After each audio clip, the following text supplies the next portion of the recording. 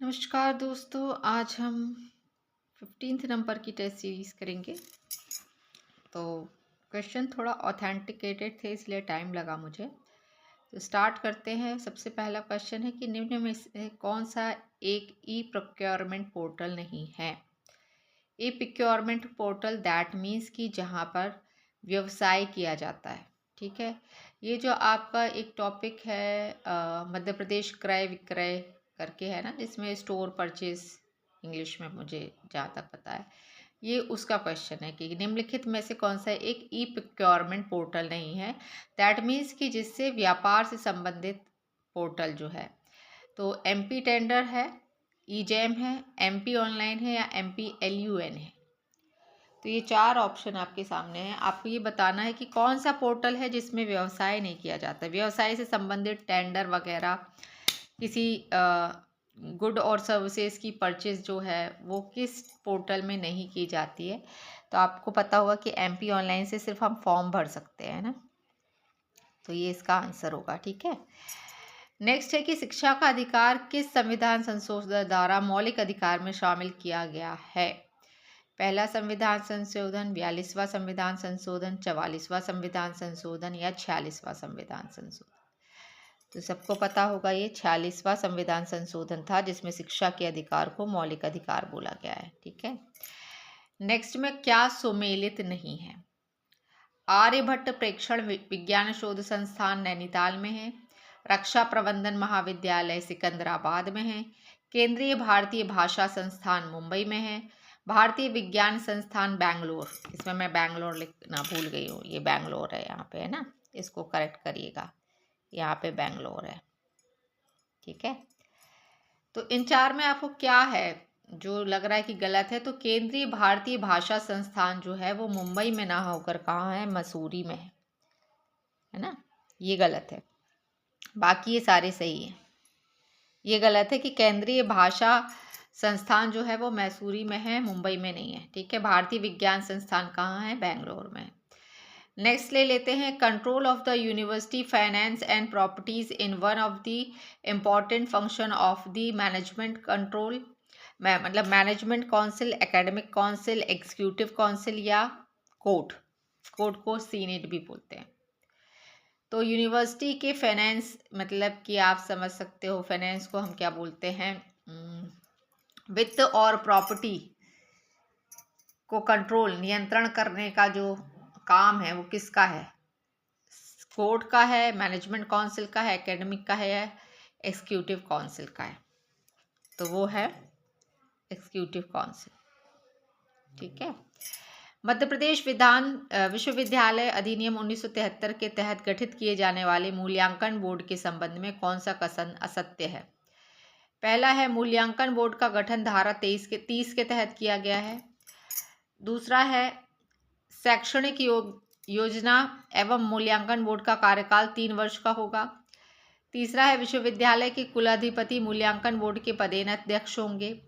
चौथा है, मूल्यांकन बोर्ड में रेक्टर का पद भी होता है। तो आपको पता है कि मूल्यांकन बोर्ड का जो पदेनाध्यक्ष होते हैं वो कुलपति होते हैं, ना कि कुलाधिपति होते हैं। ठीक है, तो ये सी ऑप्शन जो है वो गलत होगा। ठीक है, नेक्स्ट ले लेते हैं कि विश्वविद्यालय अधिनियम 1973 के अंतर्गत संविदा नियुक्ति किसके द्वारा की जाती है। मतलब कि एडहॉक में यदि किसी को रखना है आपको विश्वविद्यालय में, चाहे वो आप उसको बोल सकते हो कोई टीचर है या कोई फैकल्टी है जिसको आपको संविदा में रखना है, या कोई बैक ऑफिस का कोई वर्कर है, कर्मचारी है जिसको आपको संविदा में नियुक्त करना है, तो उसकी नियुक्ति किसके द्वारा की जाती है। कुलाधिपति के द्वारा की जाती है, कुलपति है, कुलाधि सचिव है या कुल सचिव है। तो उसकी नियुक्ति की जाती है कुल सचिव के द्वारा, है ना।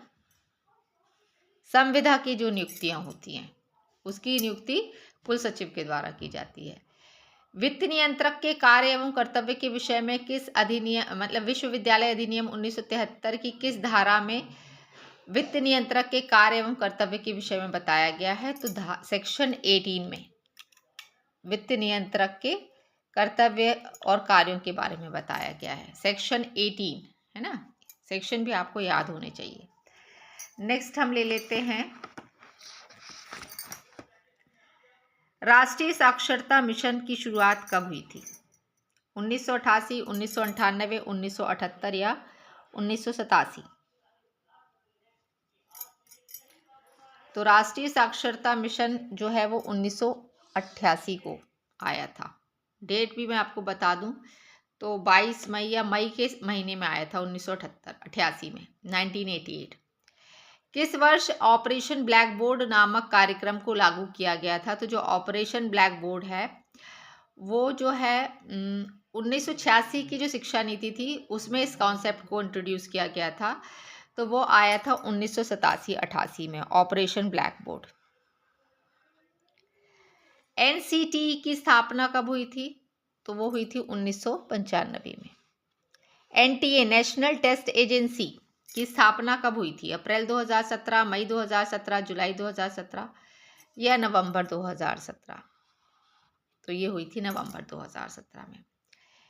इन NEP 2020, ECCE will introduce ashramshala in which area? आश्रमशाला लगेंगी किस एरिया में लगेंगी? Rural area, urban area, tribal dominant area या कॉलेज कैंपस? तो ECCE है तो कॉलेज तो कैंपस वैसे ही कट हो गया, अर्बन भी कट हो गया। रूरल एरिया और ट्राइबल डोमिनेंट एरिया दो में से किसी एक पे आपका जाना चाहिए। तो आश्रमशालाएं जो है वो ट्राइबल डोमिनेंट एरिया पे लगेंगी। ठीक है। फिर है निपुण भारत जो है वो कब लॉन्च हुआ था? तो वो 2021 में लॉन्च हुआ था निपुण भारत। विद्या प्रवेश मॉड्यूल है जो ग्रेड 1 एंट्री के लिए है कि जब आप ग्रेड 1 में एंट्री करते हो तो उसको कहते हैं विद्या प्रवेश। उसमें कितने वीक का मॉड्यूल जो है वो जब वो एंटर करेंगे तब उनको वो उतने वीक का जो है मॉड्यूल पूरा करना होगा। तो वो कितने का होगा? 12 वीक, 15 वीक, 7 वीक या 20 वीक्स? तो विद्या प्रवेश में 12 वीक का मॉड्यूल है, उसको फर्स्ट क्लास के बच्चे करेंगे। ठीक है। नेक्स्ट ले लेते हैं कि शिक्षित बेरोजगार जनजाति युवाओं के लिए तकनीकी और व्यावसायिक दक्षता संवर्धन हेतु कौन सी संस्था है? MP कास्ट है, MP सेट है, सेडमैप है या MP कौन है? तो मध्य प्रदेश में शिक्षित बेरोजगार जनजाति युवाओं के लिए तकनीकी और व्यावसायिक दक्षता संवर्धन हेतु जो संस्था है वो कौन सी है? तो वो है सेडमैप।